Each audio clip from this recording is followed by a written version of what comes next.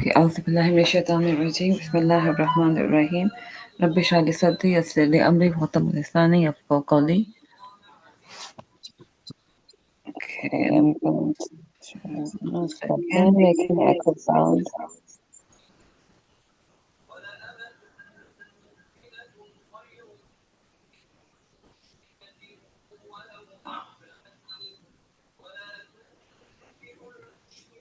Okay, I think now it's better.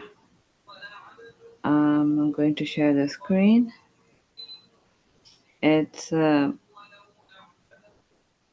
what is this? Breakout room.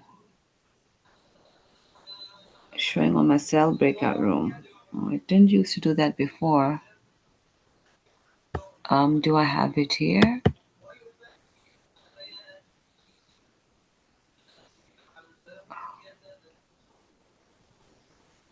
Co-host.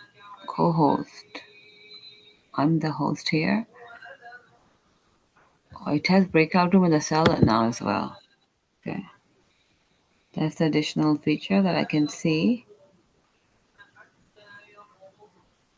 Okay. Anyways, let me share the screen.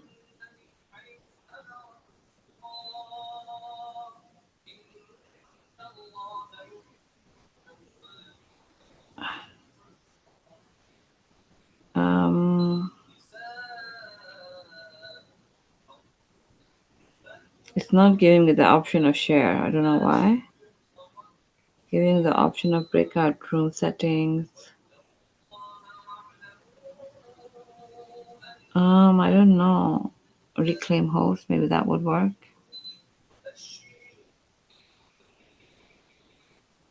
It's strange sometimes. Some features are added, some features are removed. I have to probably log out and log in, log back in.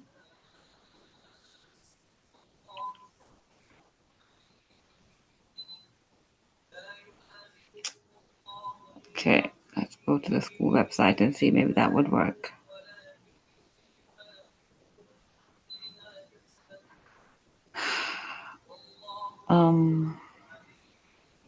So you ready with your science project right now?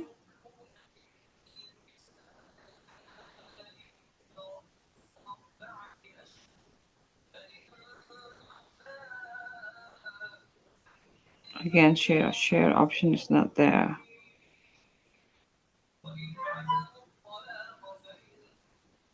Let me just get out from here and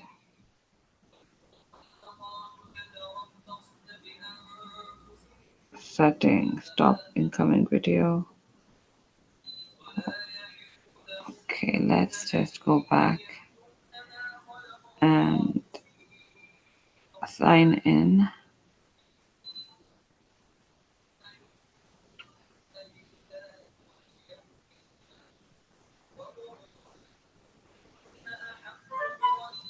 I think now it's better. When you give me the option of sharing. It wasn't giving me the option right now.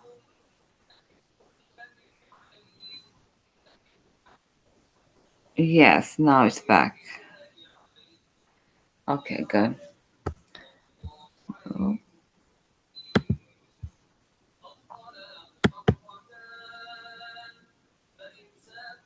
All right.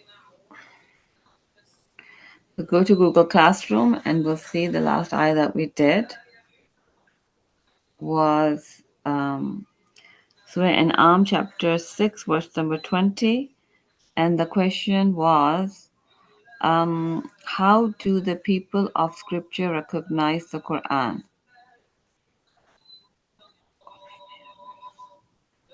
And the answer was the people of the scripture recognize the Quran the same way they recognize their own children or their own sons. Okay, so that's go to chapter 6, Surah An'am, and verse number 21. Okay, today. All right, so Asma, you can read today? Okay, yeah. Bismillahirrahmanirrahim.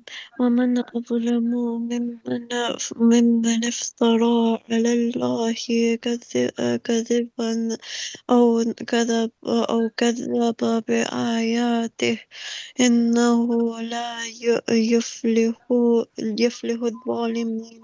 MashaAllah. ظالمون. Zalimun. Correct. Okay. Wa and man, whoever, who. Azlamu is more unjust. So zalama is unjust. But when it comes to azlamu, it is more unjust. Azlamu mimman, then the one aftara invents Allah against Allah kaziban a lie. Or kazaba, or kazaba is rejects bi ayatihi. He is his, and ayat are signs. Bi ayatihi, the three words with his signs. Inna, indeed, who is innahu, indeed he, la, not, yuflihu, will be successful. Falah means successful. Zalimun, the zalim are the wrongdoers. Al is the zalimun, wrongdoers. Okay, Haika, you can read the translation. Okay, and who is more unjust than one who invents about Allah a lie or denies his verses? Indeed, the wrongdoers will not succeed. Yes. So for the ones who lie, invent about Allah, they are the more unjust people. So let me just go to the Tafsir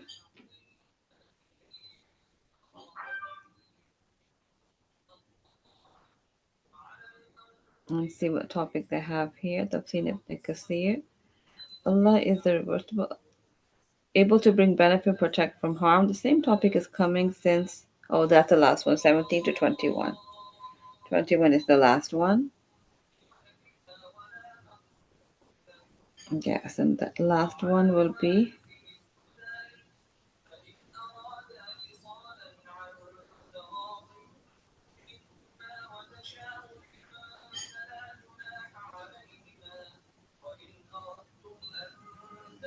okay, no problem. So it's very small ayah. And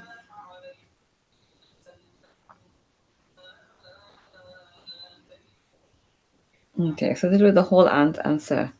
Who is more unjust?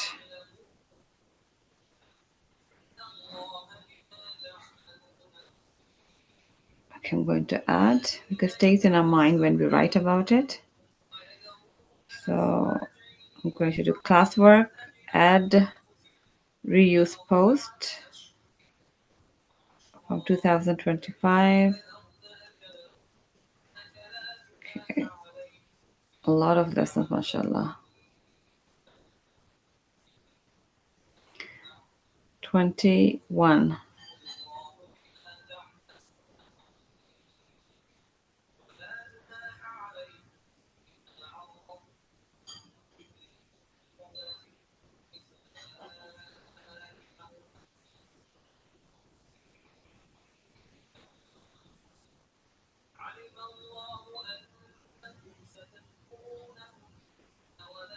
The question is, who is more unjust?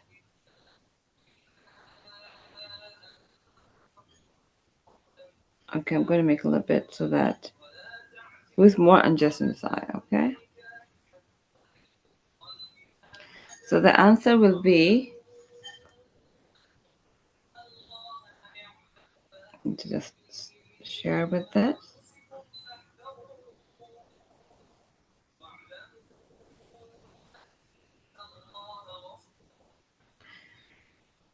Who is more unjust? Um, who is more unjust in this ayah? You would say the one who invents about Allah a lie, you can say who lies about Allah or denies his verses. That person is the most unjust. The wrongdoer will not succeed. Okay. So the one who invents about Allah a lie, or who lies about Allah or denies his verses. One who invents, the one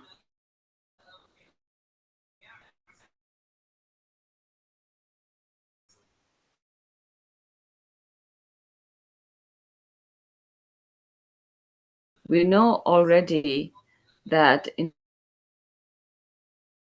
4 Surah Nisa 86, is it 86 or 116?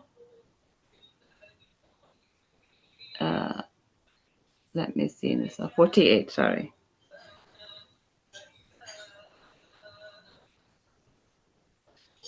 And Surah Nisa 48, also 116, Allah subhanahu wa ta'ala says, the only sin Allah will not forgive is shirk, associating partners with Allah subhanahu wa ta'ala. So here we have the concept, similar concept that says that the one who invents about Allah a lie, or who lies about Allah and denies his verses, he is the one who is the more unjust. Okay.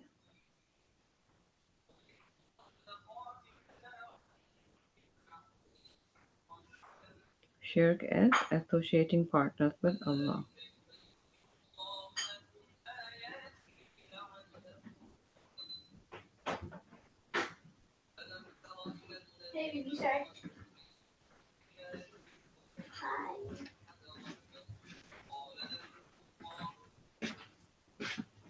Can you repeat the answer one more time? So the one who lies about Allah and denies his verses is the one who is the more unjust in the eyes of Allah. Yeah, it's a little bit, every time I say a little different because it's hard to say the same thing, but that's the main idea. Who is more unjust? The one who lies about Allah and denies his verses. His will be, H will be capital because it's talking about Allah. He's the one who is the most unjust.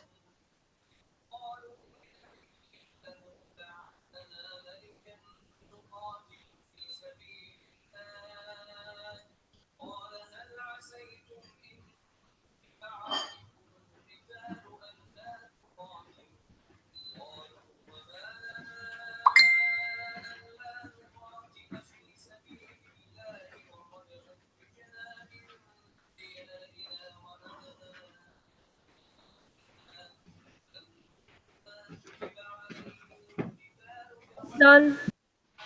Okay, good.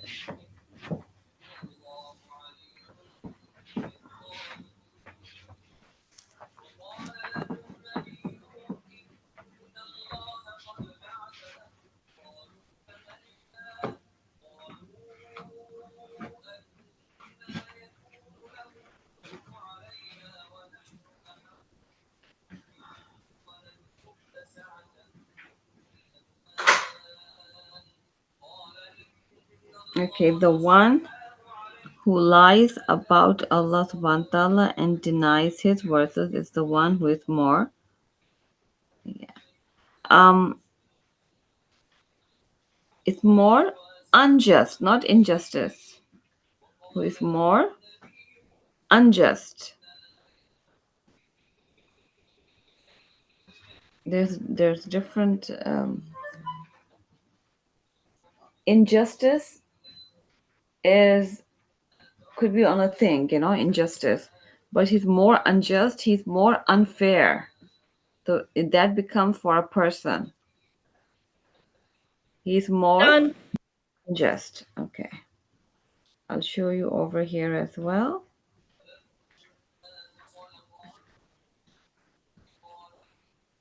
Asma, are you done as well?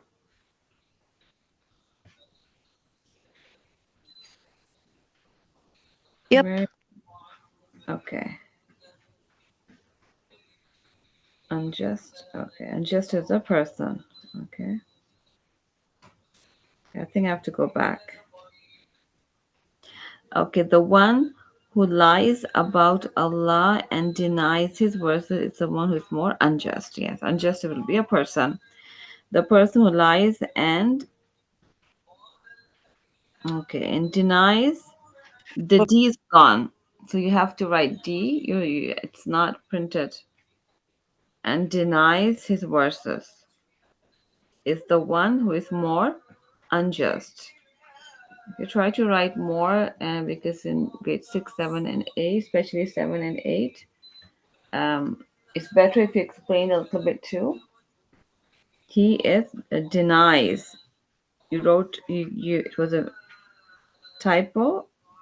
Yeah, the D was gone. Okay, only Abdullah is left. So Abdullah, you can continue. In the meantime, do you need to show your presentation of science? Let me stop sharing. Okay.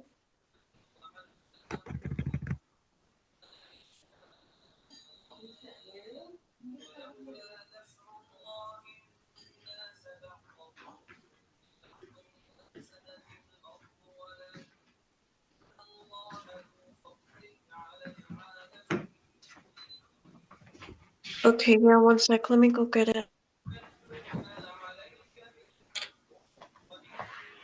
Okay. So Asma is bringing hers.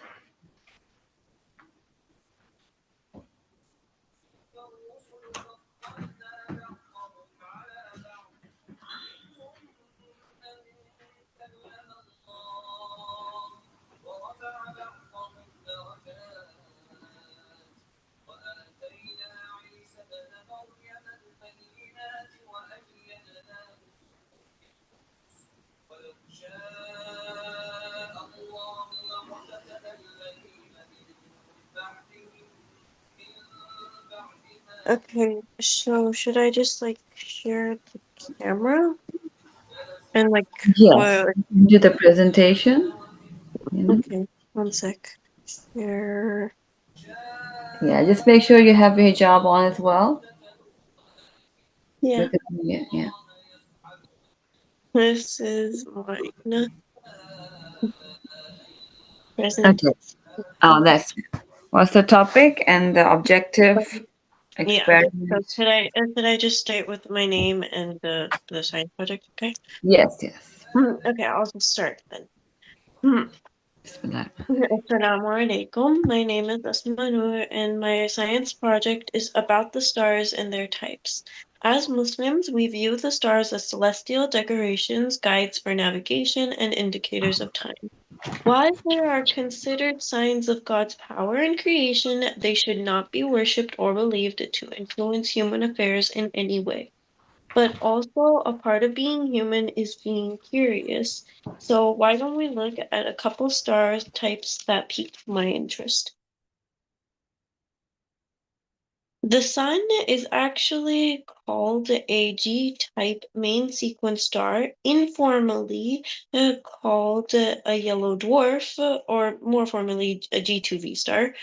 These stars typically have masses between 0.9 and 1.1 times the Sun's mass and temperature ranging from 5,300 to 6,000 Kelvin. They are characterized by having strong absorption lines and from ionized calcium and neutral metals in their spectra, as well as prominent GT band from CN molecules. So their chemical structure is kind of unique. Hmm. The next star type that I'd like to point out is the O-type star. O-type stars are hot blue stars that are among the hottest, most luminous types of stars. They have surface temperatures exceeding 30,000 Kelvin and are characterized by having strong lines of ionized helium in their spectra. O-type stars are also very massive, with masses ranging from 15 to 90 times that of the Sun. For the next star I'd like to point out is the supergiant. A supergiant star is a very massive, luminous, and large star in its late evolutionary stage. They are typically several magnitudes brighter than giant stars and can have diameters hundreds of times larger than the Sun. Supergiants are massive enough to fuse heavier elements, and their short lifespan ends in a supernova explosion. Speaking of which, the next star type is a supernova. A supernova is a powerful explosion of a star, a cataclysmic event that marks the end of a star's life cycle, especially for massive stars. These explosions can be incredibly bright, briefly outshining entire galaxies. Supernovas play a crucial role in the universe, dispersing heavy elements into space and enriching future star-forming regions. For the last star type I'd like to talk about is dark stars. Dark stars are a hypothetical type of celestial object, possibly the first stars in the universe, powered by the annihilation of dark matter particles rather than nuclear fusion. These stars are thought to have been extremely massive and bright, potentially even surpassing galaxies in luminosity. The JWST has recently found some objects that might be dark stars, although more confirmation is needed. In conclusion, the universe is vast. We know a lot, but there is much more to be known. A part of our religion is learning, and so I sincerely hope our investigations in the universe prove fruitful. Thank you for your time. Okay, very good, mashallah, very nice. Okay. Yes, so what you can do is take a photo of this and send it to us, okay? Okay. Inshallah. All right. Next is Haika, your turn. Okay, give me 1 sec. Let me just set it up. Okay. And then Abdullah, once you've done your comment in the Google Classroom, it will be your turn.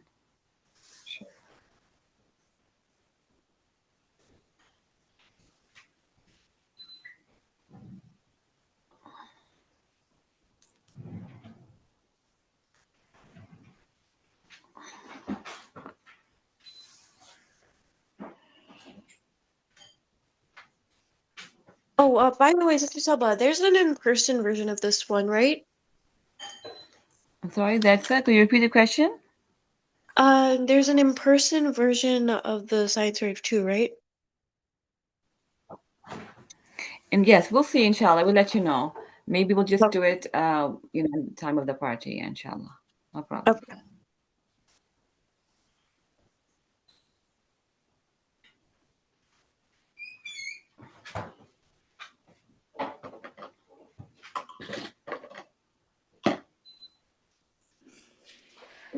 Okay, can you see my screen? Yes. Okay. It's not too far, right? It's close. You can see it? Yes. If Yeah. you can move a little closer, that would be better. Okay, let me put it closer.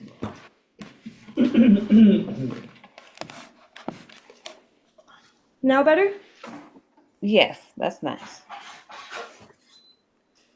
Just give me 1 more sec. Okay.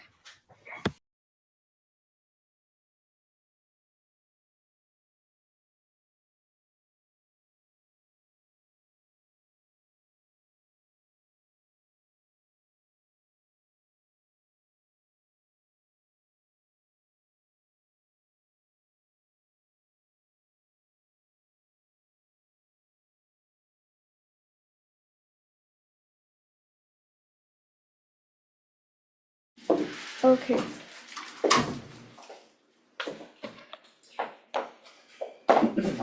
Assalamu alaikum. My name is Haika Zishan, and this is my project about the kidney.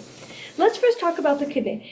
The human body has 2 kidneys located right below the ribs, and they are roughly the size of your fist.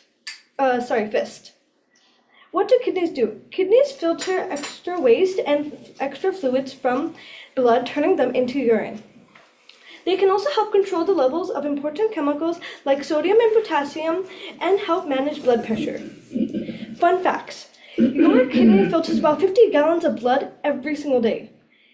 Kidneys also, they can release hormones or lower blood pressure if needed. Can weather affect our kidney? Yes. Hot weather can lead to dehydration, and which puts extra stress on kidneys. Cold water can cause Cold weather can cause blood vessels to constrict, affecting kidney functions. It's important to stay hydrated and dress appropriately for the weather, and keep yourself hydrated. How is pee made? Pee is made when the kidneys clean the blood. Blood is by removing waste and extra water. The urine goes through the ureters to the bladder where it stores until you pee. Now let's talk about the kidney diseases. Kidney cancer occurs when an abnormal cell grows uncontrollably in the kidney. Symptoms like blood in urine and weight loss. Treatment often involves surgery or other therapies. Kidney stones. Kidney stones are hard lumps of minerals that form in the kidney, and treatment often involves drinking plenty of water, medicine, or surgery for larger stones. Dialysis. Dialysis is a treatment of the kidney by cleaning blood and when the kidney can't do it anymore. Now here's my diagram for the kidney. I'm going to show you what the kidney filters out. So here is a glass of water and all the yellow stuff in it. That will be the blood and extra waste. Now let's see how the kidney filters it out.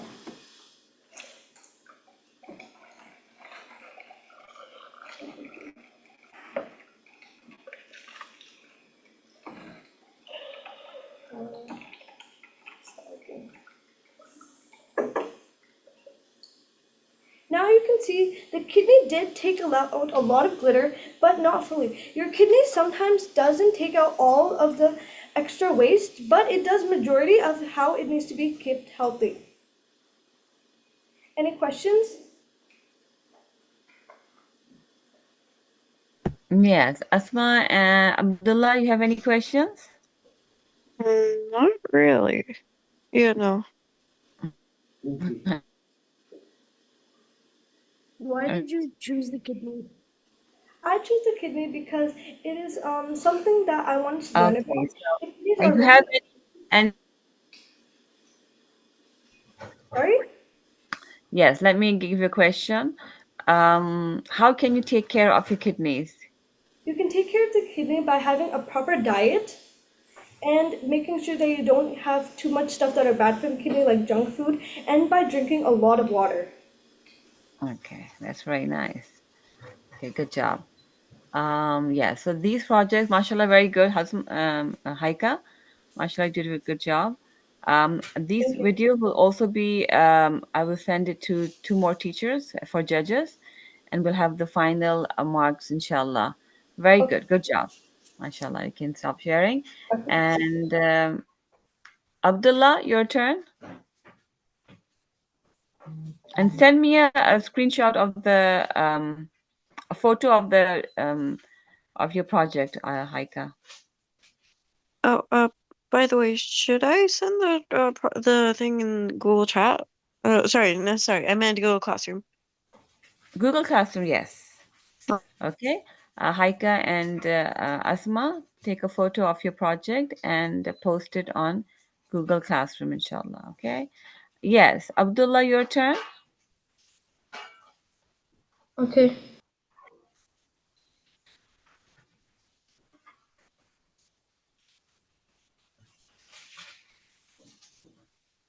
I'm going to be sharing on Heike's computer. Okay, that's fine too.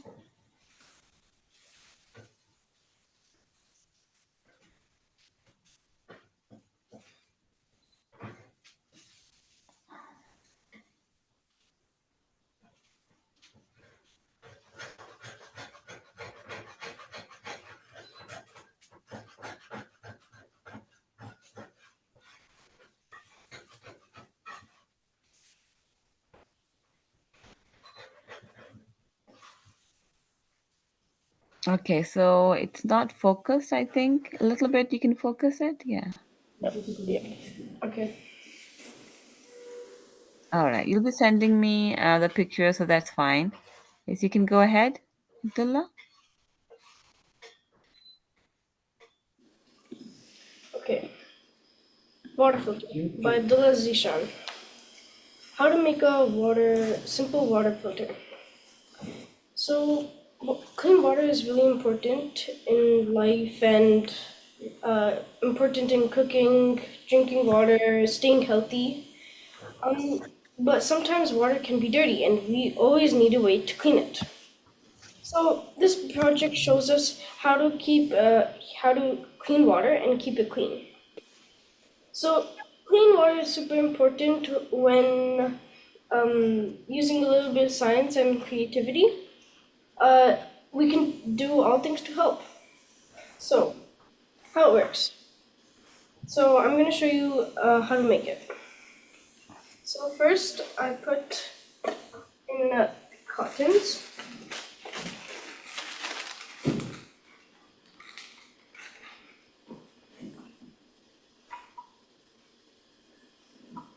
Then I pour in the sand.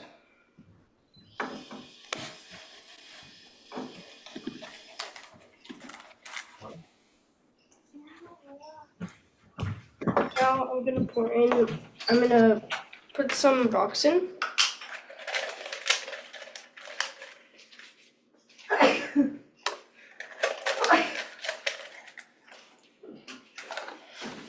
And now I'm gonna put the dirty water in.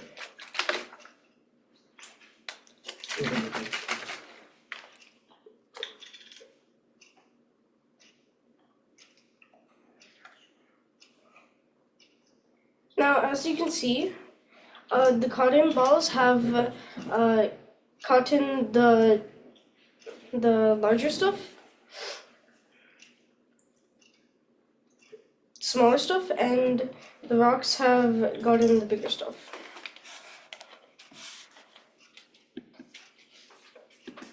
So these materials will help trap the dirt and make a cleaner water.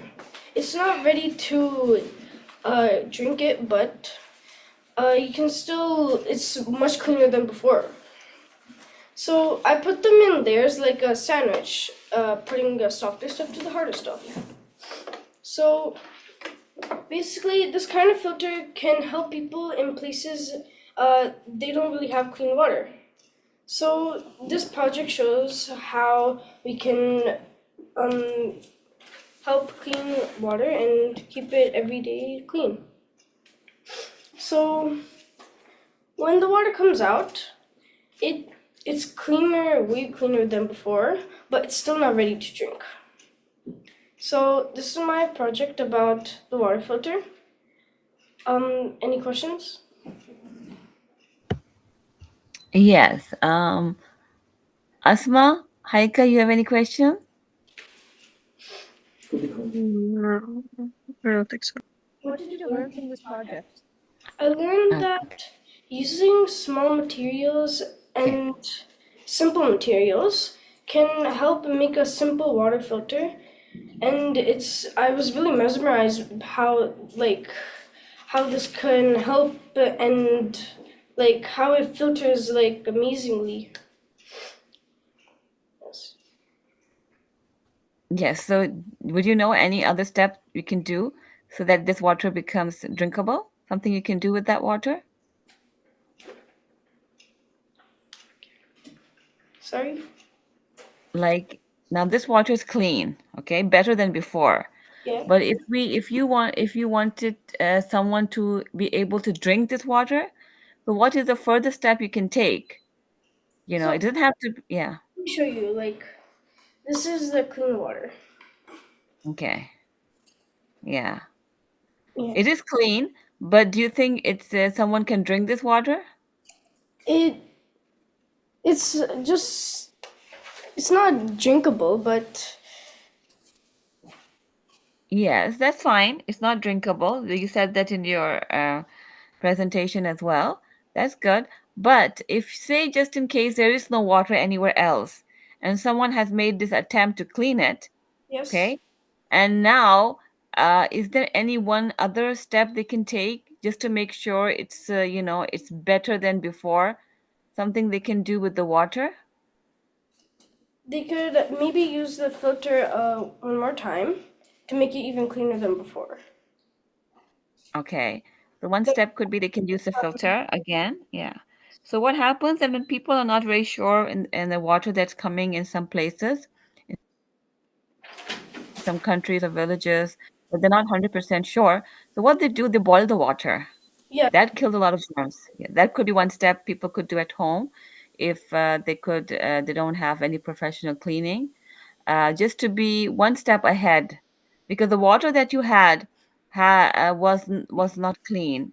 So use the filter system to make it better, right? It wasn't 100% clean, but that's also a very good attempt. And this is a very important project too, because there are places around the world where people don't have clean water, yeah, right?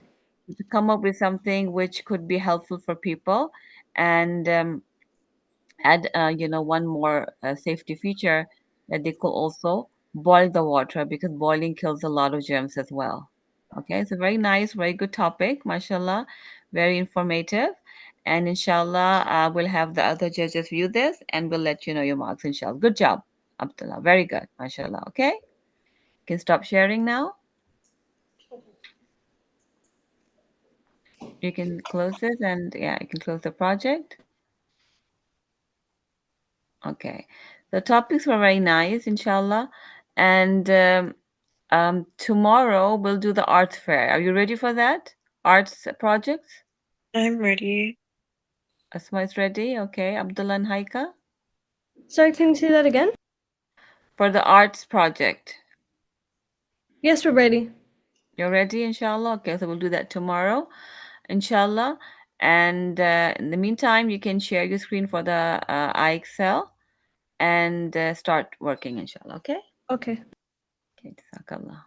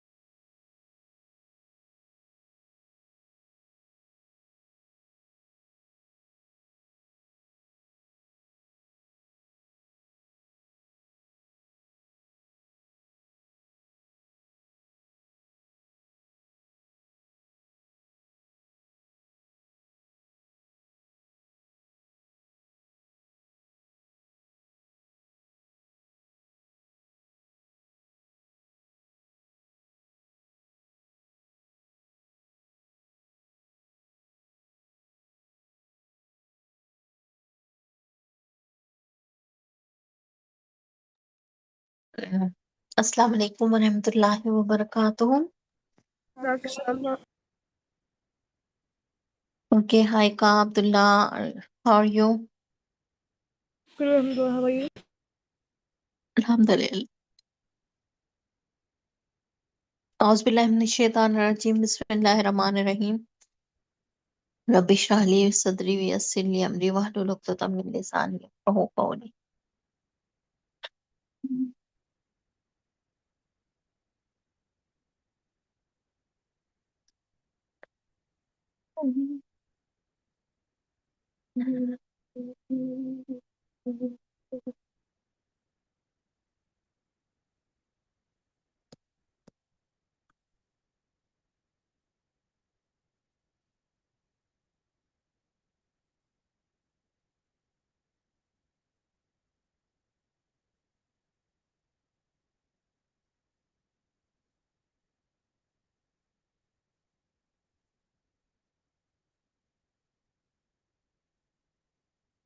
Okay, Abdullah, can you read from here? Okay.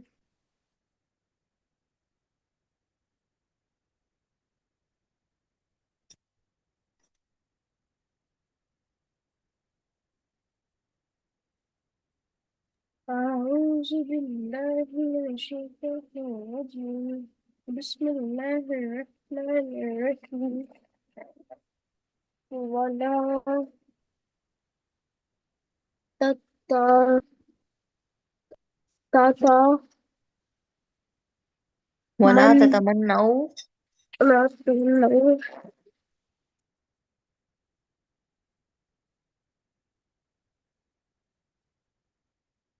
ما فضل الله به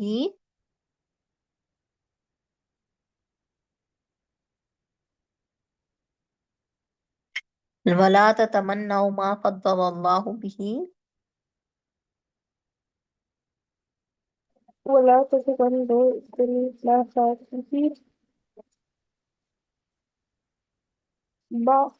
بعضكم على بعض للرجال نصيب مما اكتسب مما اكتسبوا من اكتسبوا وللنساء على الإنسان نصيب مما اكتسبن نصيبا من الأساس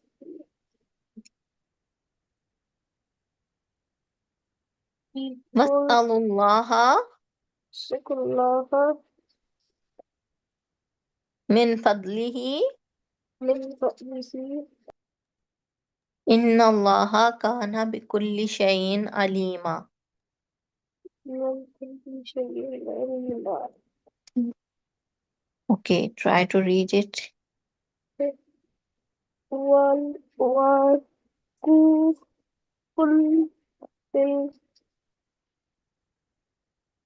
جاء ولكل جعلنا وإن كل جعلنا مو... موليا مواليا مواليا مما ترك الوالدان مختلفا بالمدان والأقربون والأقربون والذين الذين عقدت عقدت أيمانكم أيمانكم فآتوهم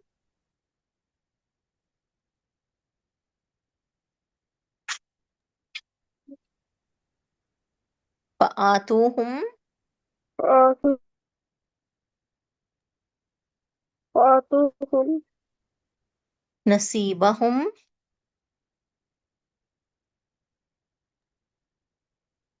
نصيبا نصيبهم نصيبهم إن الله إن الله كان على كل شيء شهيدا. كان الإنسان شديد الطمع.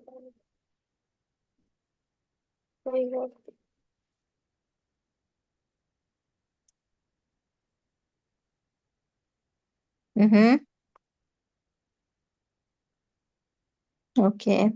Can you read it? رجال قوامون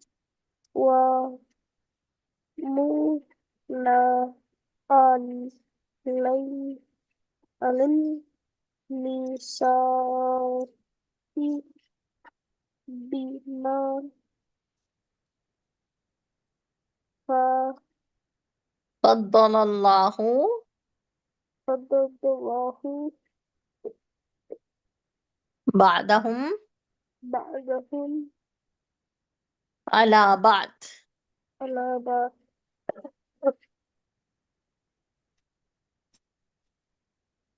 وبما وبما أنفقوا وبما أنفقوا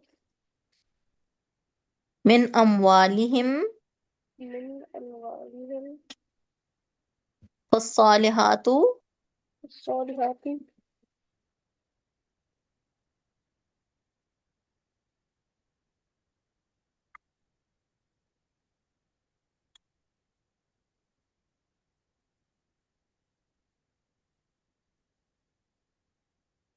صالحات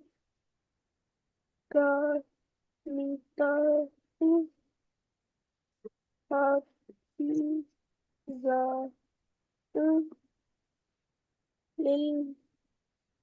للغيب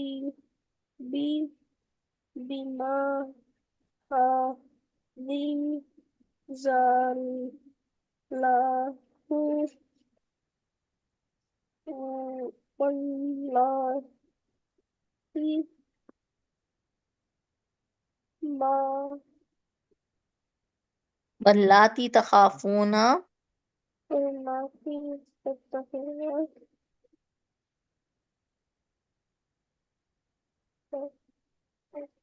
نشوزهن يشوزهن فعظوهن فعيهن واهجروهن وفهمهن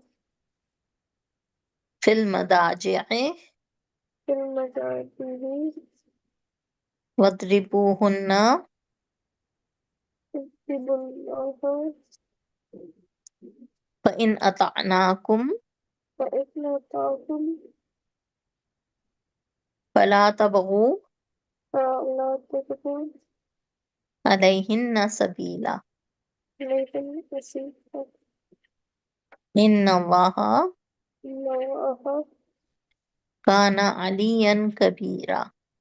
كان في جنة كبيرة كان كان عليا كبيرا. عليا كبيرا. ما شاء الله تبارك الله. Okay, Haika, can you read? Okay.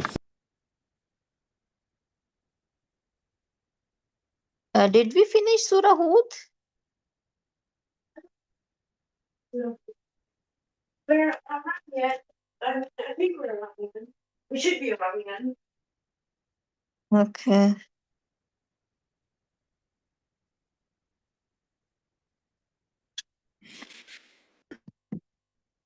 Okay, Asma, can you read it? Wait, is Asma reading or me? Okay, Asma will read. Okay. نعوذ بالله من الشيطان الرجيم بسم الله الرحمن الرحيم فلما جاء أمرنا نجينا صالحا والذين آمنوا معه برحمة منا من خزي يومئذ إن ربك هو القوي العزيز وأخذ الذين ظلموا صيحة فأصبحوا في ديارهم جاثمين كأن لم يعلموا فيها ألا إن ثمود كفروا ربهم ألا بعدا لثمود ولقد جاءت رسلنا إبراهيم بالبشرى فلا قالوا سلاما فلا قال سلام فما لبث أن جاء بعجل حنيذ فلما رأى أيديهم لا تصل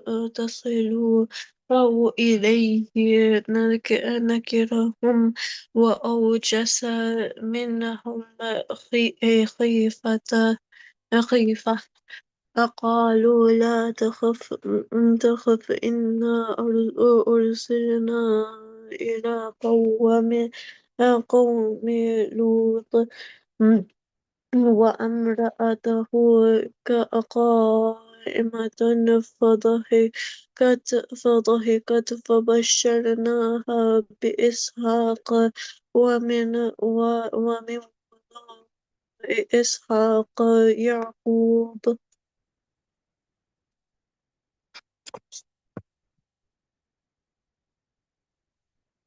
Okay.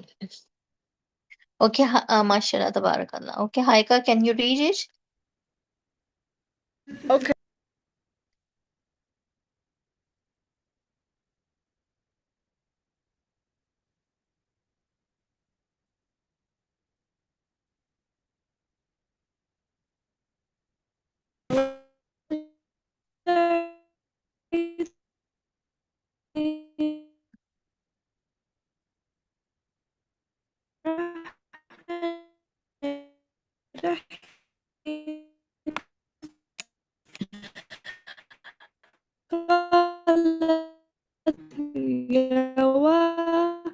يا ويلتى Ya wailata. أهليت وللذا شيء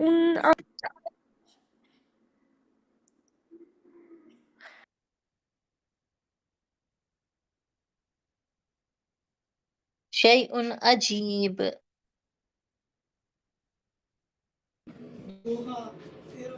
آه،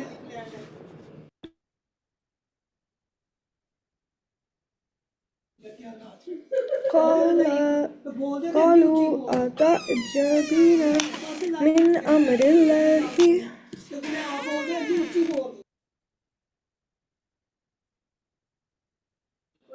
Min أمر amrillahi الله rahmatullahi wa رحمة الله barakatuhu. وبركاته عليكم أهل البيت إنه حميد مجيد فلما ذهب عن إبراهيم الروع وجاءته بشرى يجادلنا في قوم لوط إن إبراهيم Inna Ibrahima. لعليم أولاة منيب يا إبراهيم أعرض عن هذا إنه قد جاء أمر ربك وإنهم آتيهم عذاب غير مردود ولما جاءت رسولنا لوط سِئَ بهم وضاق بهم ذرعا وقال هذا يوم عسيب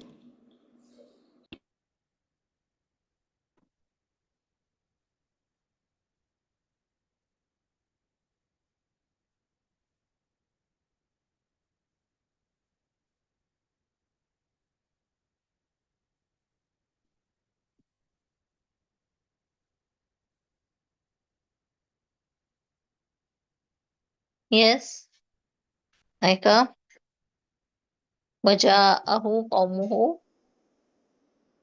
وجاءه قومه يهرعون إليه ومن قبل كانوا يعملون السيئات قال يا قوم هؤلاء بناتي هن أطهر لكم فاتقوا الله ولا تخزوني في ضيفي أليس منكم رجل رشيد قالوا لقد علمت ما لنا في بناتك من حق وإنك لتعلم ما نريد.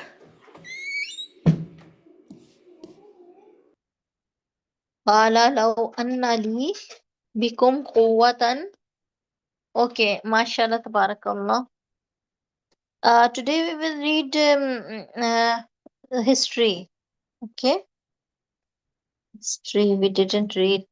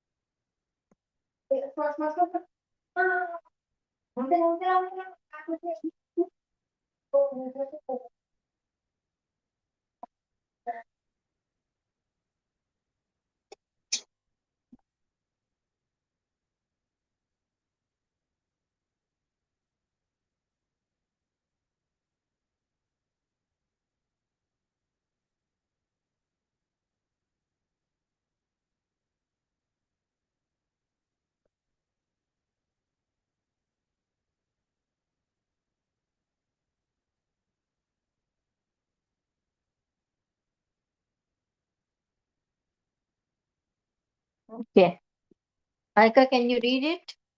Indus Valley Civilization, Geography and Time Frame.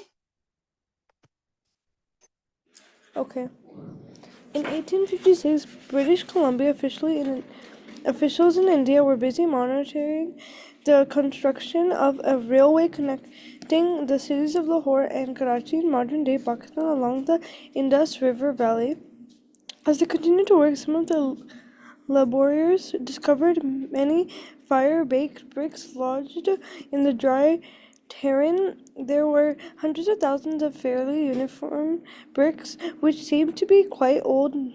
Nonetheless, the workers, some of them used to construct the roadbed, unaware were using ancient artifacts. They among the big stone uh, of soapstone, featuring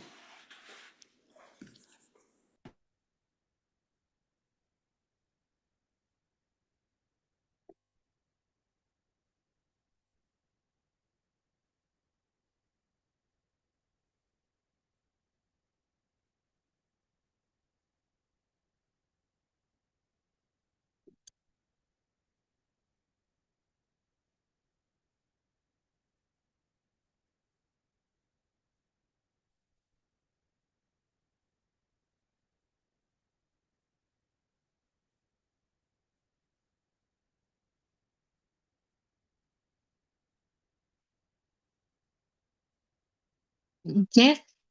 Okay. Haika. I read it all. Okay. Yes. Okay. Though they did not know it.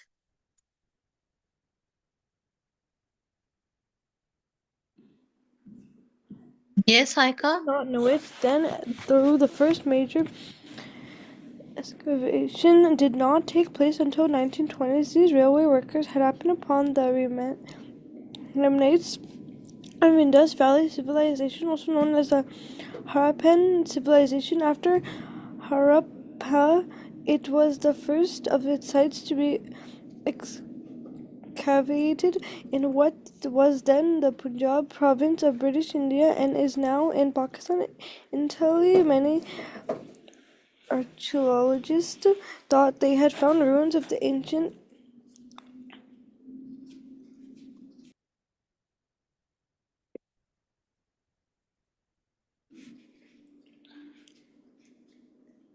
a large empire which dominated ancient India between c. 322 and 185 BCE.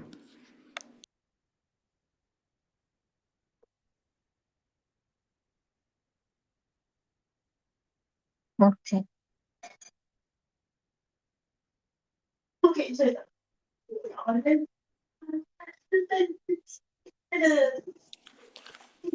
Before the excavation of the Harappan cities, scholars thought that India's civilization had begun in the Ganges Valley as Aryan immigrants from the Persia and Central Asia populated the region around 1250 BCE. The discovery of ancient Harappan cities unsettled that the conception moves the timeline back another 1500 years. The Indus Valley civilization in an entirely different environmental context.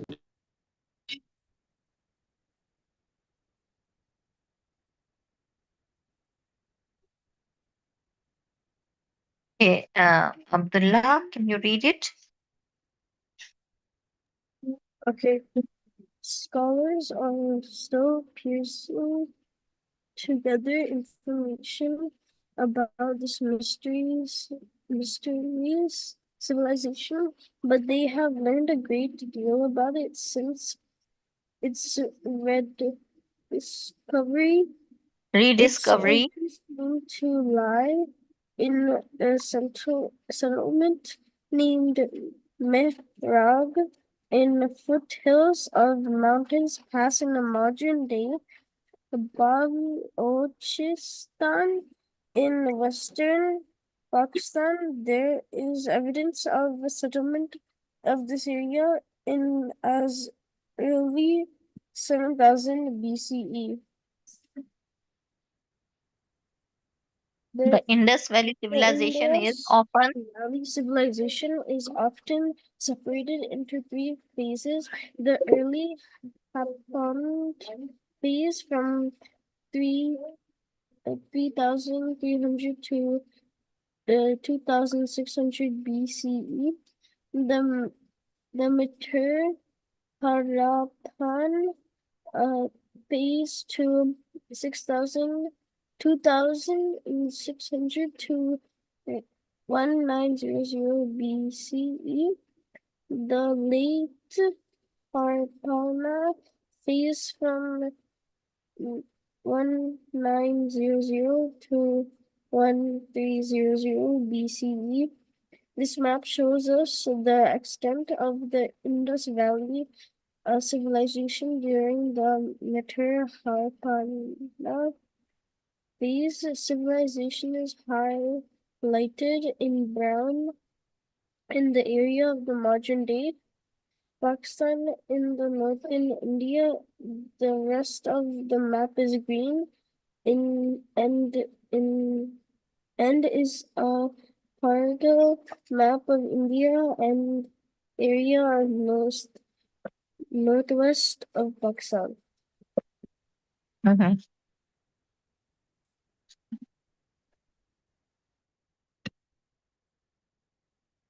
Okay.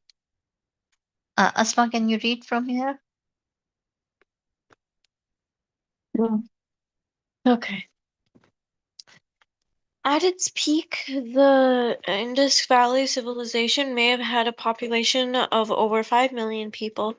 The Indus cities are noted for their urban planning, a technical and political process concerned with the use of land and design of the urban environment. They are also noted for their baked brick houses, elaborate drainage systems, water supply systems, and clusters of large non-residential buildings. The Indus Valley civilization began to decline around 1800 BCE. Archaeological evidence indicates that trade with Mesopotamia, located largely in modern Iraq, seemed to have ended. The advanced drainage systems and baths of the great cities were built over or blocked. Writing began to disappear, and the standardized weights and measures used for trade and taxation fell out of use. Mm. The urban infrastructure and architecture. By 2600 BCE, small early Harappan communities had developed into large urban centers. These cities include Harappa, Janarewala, and Mohenjo-daro in modern-day Pakistan, and Dholavira. Kalibangan, Rakhegari, Rupa, and Lothal in modern-day India. In a total, more than 1,052 cities and settlements have been found, mainly in the general region of the Indus River and its tributaries. Mohenjo-daro is thought to have been built in 26 BCE. It became not only the largest city of the Indus Valley civilization, but one of the world's earliest major urban centers, located west of Indus River in the Lakana district. Mohenjo-daro was one of the most sophisticated cities of the period, with advanced engineering and urban planning. Harappa was a fortified city in modern-day Pakistan that is believed to have been home to as many as 23,500 residents living in sculpted houses with flat roofs made of red sand and clay. The city spread over 150 hectares, 370 acres, and had fortified administrative and religious centers of the same type used in Mohenjo-daro. Hmm. Both cities had similar organization and featured citadels, central areas in a city that were heavily fortified, protected with defensive military structures. Additionally, both cities were situated along the Indus River. The structure would have allowed those at the higher levels of the buildings in either city to look down the river and see into the distance. The remains of the Indus Valley civilization cities indicates remarkable organization. They were well ordered, or wastewater. Mm, There were well ordered wastewater. mm, Wastewater drainage and trash collection systems, and possibly even public baths and granaries, which are storehouses for grain. Most city dwellers were artisans and merchants, grouped together in distinct neighborhoods. The quality of urban planning suggests that efficient municipal governments placed a high priority on hygiene or religious ritual. Mm, Harappans demonstrated advanced architecture with the dockyards, granaries, warehouses, brick platforms, and protective walls.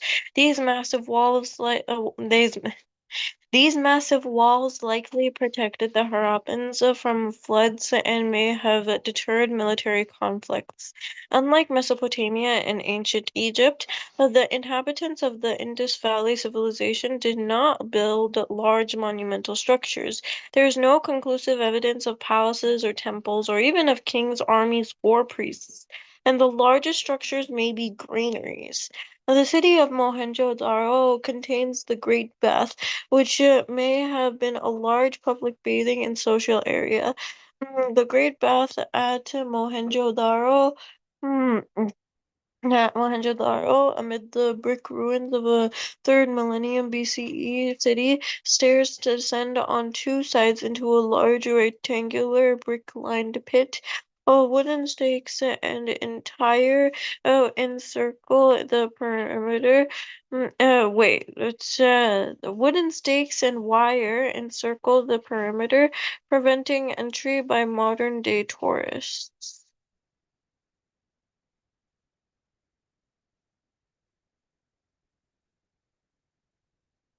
Hmm.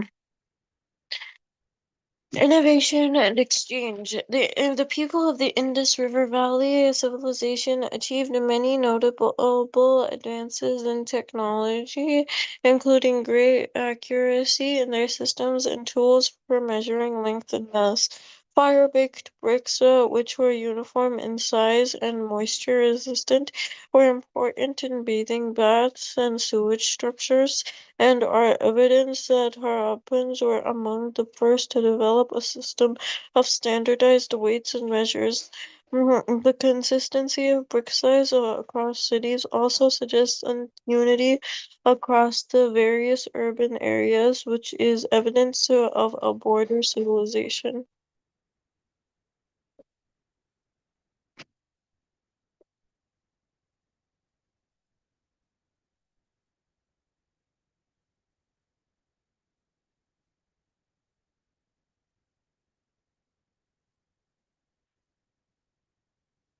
Harappa, Mohenjo-daro, and the recently partially excavated Rakhigarhi demonstrate the world's first known urban sanitation systems.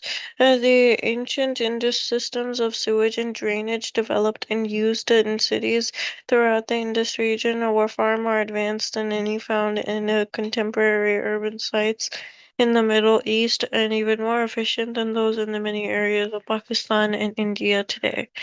Hmm. Individual homes drew water from wells, while wastewater was directed to covered drains on the main streets. Houses opened like only to inner courtyards and smaller lanes, and even the smallest homes on the city outskirts were believed to have been connected to the system, further supporting the conclusion that cleanliness was a matter of great importance. Harappans are known for seal carving, the cutting of patterns into the bottom face of a seal, a small carved object used for stamping. They use these distinctive seals for the identification of property and to stamp clay on trade goods. Seals decorated with animal figures such as elephants, tigers, and water buffaloes have been one of the most commonly discovered artifacts in Indus Valley cities. The Indus River Valley civilization is considered a Bronze Age society. Inhabitants of the Indus who had developed in Indus River Valley developed new techniques in metallurgy, the science of working with copper, bronze, lead, and tin.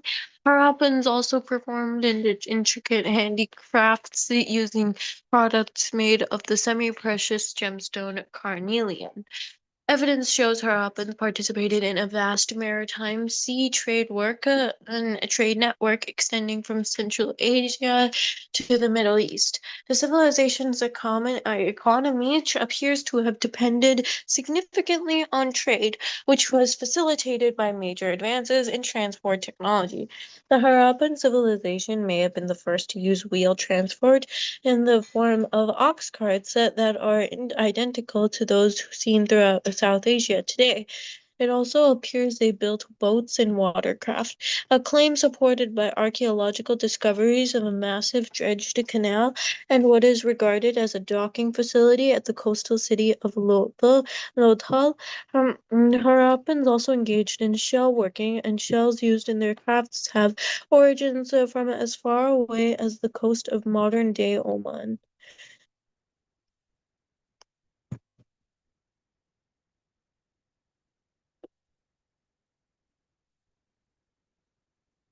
Okay.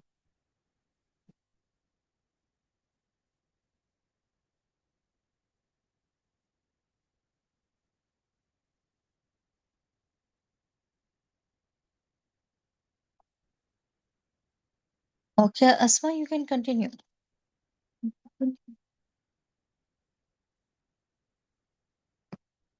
Okay. Trade focused on importing raw materials to be used in Harappan city workshops using minerals from Iran and Afghanistan, lead and copper from other parts of India, jade from China, and cedar wood floated down rivers from Himalayas and Kashmir. Hmm. Other trade goods included terracotta pots, gold, silver, metals, beads, flints for making tools, seashells, pearls, and colored gemstones such as lapis lazuli and turquoise. One of the ways historians know about the maritime trade network operating between the Harappan and Mesopotamian civilization is the discovery of Harappan seals and jewelry at archaeological sites in regions of Mesopotamia, which include most of modern-day Iraq, Kuwait, and parts of Syria. Long-distance sea trade over bodies of water such as the Arabian Sea, Red Sea, and the Persian Gulf may have become feasible with the development of plank watercraft that were each equipped with a single central mast supporting a sail of woven rushes or cloth.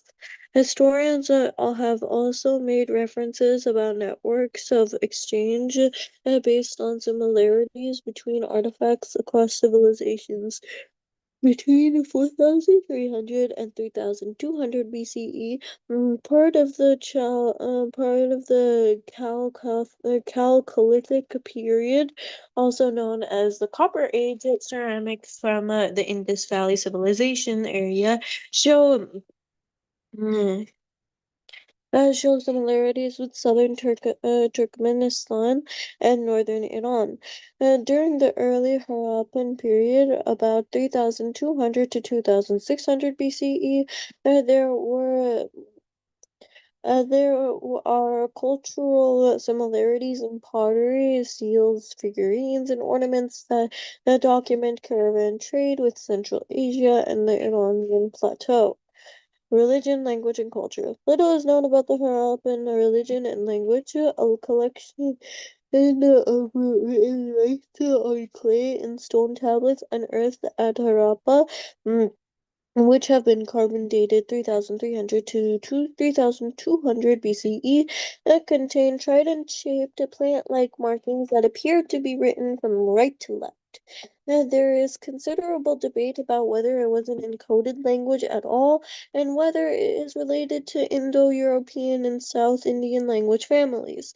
The Indus script remains indecipherable without any comparable to symbols and is thought to have evolved independently of the writing in Mesopotamia and ancient Egypt. Researchers are using technological advances in computer science in order to attempt to decipher it. The Harappan religion also remains a topic of speculation. It has been widely suggested that Harappans worshipped a mother goddess who symbolized fertility, in contrast to Egypt and Mesopotamian civilizations. The Indian Valley civilization seems to have lacked any temples or palaces that would give clear evidence of religious rites or specific deities. Many Indus Valley seals include the forms of animals. Some depict the animals being carried in processions, while others show Hmm. mythological creations like unicorns, leading scholars to speculate about the role of animals in Indus Valley religions. Interpretations of these animal motifs include signification of membership in a clan, elite class, or kinship structure. One seal from Mohenjo-daro shows a half-human, half-buffalo monster attacking a tiger. This may be a reference to the Sumerian myth of a monster created by Aruru, the Sumerian earth and fertility goddess, to fight Gilgamesh, the hero of an ancient Mesopotamian epic poem. This is a further suggestion of international trade in Harappan culture. Indus Valley excavation sites have revealed a number of distinct examples of culture's art, including sculptures, seals, pottery, gold, jewelry, and anatomically detailed figurines in terracotta, bronze, and steatite. Hmm. Among the various gold, terracotta, and stone figurines found was a figure of a priest king displaying a beard and patterned robe, another figurine in bronze. uh, Known as the dancing girl, is only 11 centimeters high and shows a female figure in a pose that suggests the presence of some choreographed dance form enjoyed by members of the civilization. Terracotta works also included cows, bears, monkeys, and dogs. In addition to figurines, the Indus River Valley people are believed to have created necklaces, bangles, and other ornaments. Mm, institutions and hierarchies.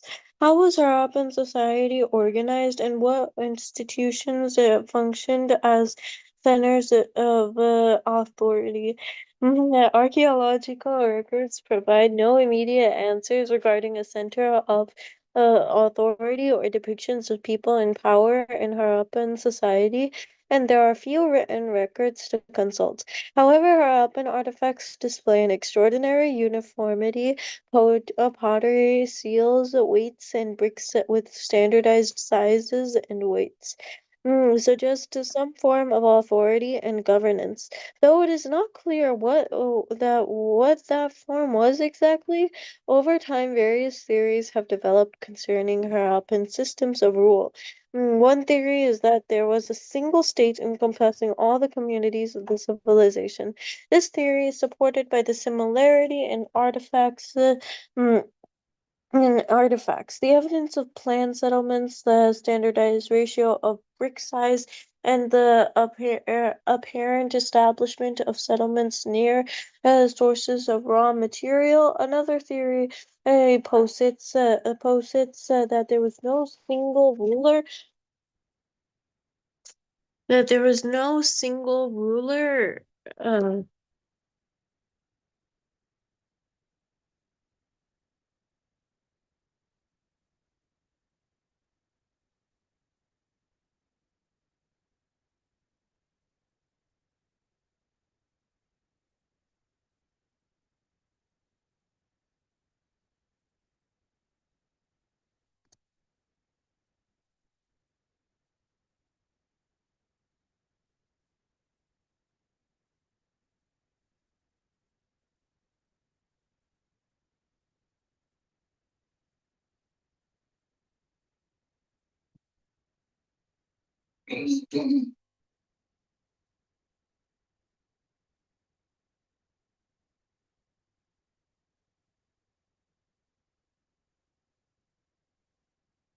There was no single ruler, but rather a number of leaders representing each of the urban centers, including Mohenjo-daro, Harappa, and other communities. It seems like that there was no one centralized and all-powerful state but that various classes and centers of power were integrated into a decentralized structure. Hmm.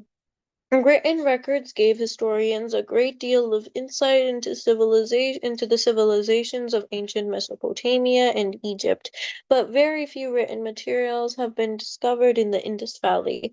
Though seal inscriptions do seem to have written information, scholars have not been able to decipher the Indus script.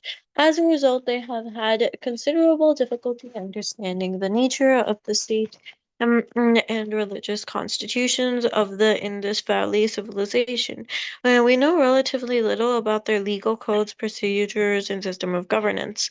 Historians have made educated guesses about the nature of Harappan civilization from the available artifacts and physical structures. Some experts have theorized that the Indus Valley civilization had no rulers as we understand them, and that everyone enjoyed equal status. Some evidence in support of this conclusion is that most Harappan residents seem to have enjoyed relatively equal health, and that there were not many elite burials, which archaeologists have discerned through mortuary analysis, the study of graves and deposits containing human remains.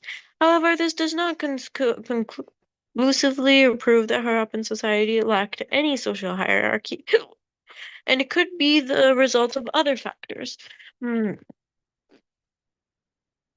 like different beliefs about the afterlife. Some scholars point to varying house sizes and varied heights of structures to suggest that different social classes occupy different levels of cities. Others identify items such as painted pottery, bangles, beaded ornaments, and even location within cities as indicators of wealth. A considerable degree of craft civilization also suggests some degree of socio-economic stratification. Stratification. Mm. It is widely believed that the Harappan civilization was a peaceful one that did not engage in any warfare, but there is no conclusive evidence to support this belief, and some archaeologists consider it a pervasive myth. Some scholars argue that Harappans were peaceful primarily because there were no natural enemies due to the geographic location of the major cities.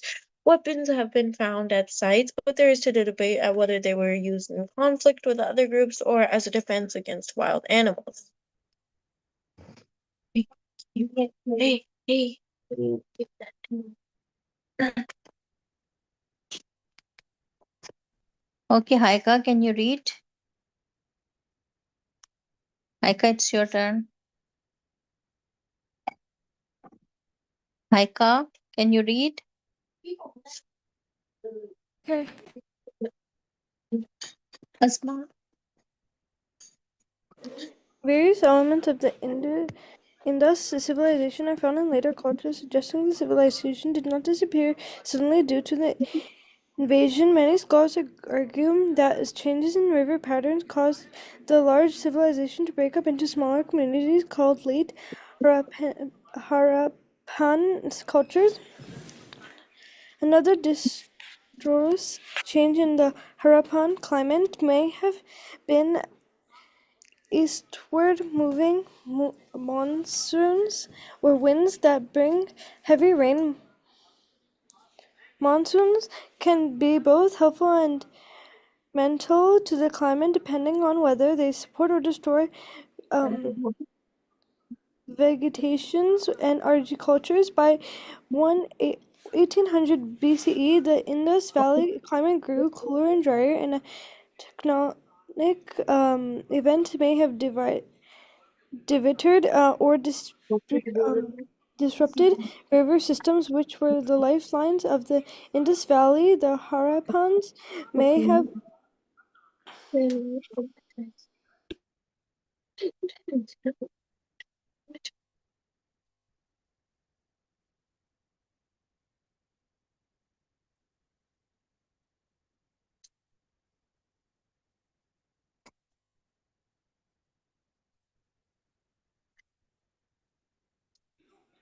by around 1700 BCE, most of the Indus Valley civilization cities had been abandoned.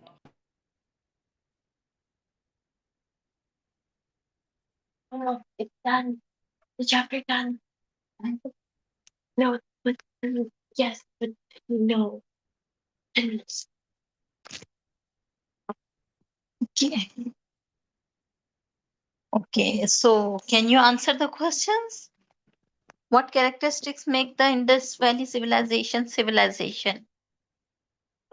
No, they were what do you call? They were known for being organized. They had an artistic value. There isn't any conclusive evidence in being a social hierarchy. We don't know if they had any particular activity in warfare. Mm, yeah, those are some Okay. characteristics. What type of government do historians believe existed in Indus Valley? I'm pretty sure, kind of like a. Which type of government? It's a. I don't think they don't know. They don't really know if there the social hierarchy. Some say that maybe there were several figures, but based off of the evidence from the sites, the health and the houses are particularly similar, so there might not be any social hierarchy. Might. Mhm. Okay, how did Harappan uh, impact the environment along the Indus Valley civilization? Harappan. Oh yeah. They what do you call? The Harappan society had a strong trading economy trade trade economy, and so and they often traded. There's evidence that they traded with the Indus Valley civilization. Do you believe the Indus Valley civilization was peaceful and enjoyed social inequality? Why or why not? I mean, there's no conclusive evidence, and there's for either side of those. But considering back in ancient Egypt, slavery was quite a common and stuff like that. I'm most probably I feel like they're probably gonna have some warfare, some degree of warfare. Peaceful and enjoyed the social inequality. How will you explain the social inequality? Means what? Mama, they're saying what was the social hierarchy? No, they are saying Mama, Indus Valley civilization was peaceful and enjoyed the social inequality. Mama, did you The social inequality. Explain. Yeah. did you pay attention to anything I read? Yeah. Did you? Yeah, I did. These literally said No, social inequality. Social inequality. they said they said in the thing that there's no conclusive evidence that there was warfare, but there also is no conclusive evidence that there wasn't warfare. There's no conclusive evidence that they were peaceful. How and will there you was no explain conclusive social evidence. inequality? The Okay, social Haika, can you answer me to this question? Do you believe that the Indus Valley civilization was peaceful and enjoyed the social inequality?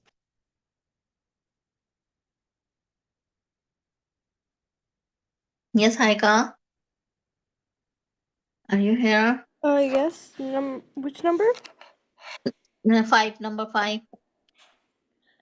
Many believe that it was peaceful, but due to the lack of weapon and signs of a social equality.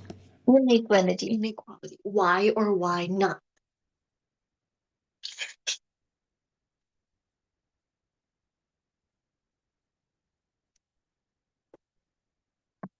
Not conclusive.